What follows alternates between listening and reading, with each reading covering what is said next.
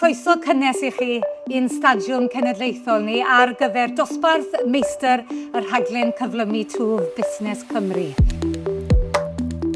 So we're here at the Principality Stadium today to hear from about 60 or 65 of our clients, talking to each other, sharing case studies and learning from subject matter experts on the subject of attracting talent and retaining talent. It's been a good opportunity to get all the AGP businesses together. We constantly get feedback that networking is kind of priority for a lot of them. There's been some really interesting speakers throughout the day, so I think there's a lot for businesses to take away.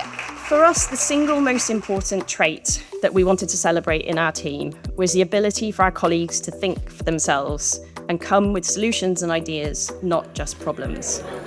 Mae busnes mond cystal â'r pobl sy'n gweithio yn y busnes.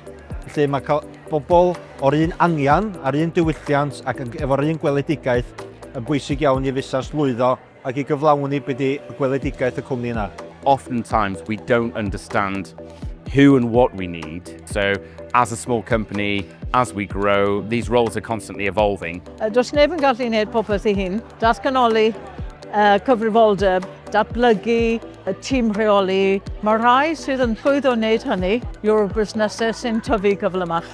They will do a great job, but they crave work-life balance. So never ever confuse work ethic with working for free. I've been very lucky to meet a variety of different businesses. Interesting to see how we're all facing similar challenges despite us being very different. The day's been fantastic. The buzz in the room has been absolutely awesome. We will continue to help those businesses grow and realise the kind of amazing depth of talent and business strength in Wales. Gai ddymuno pob hwyl I chi gyda'ch busnesau. All the very best with the future of your businesses. Diolch yn fawr iawn.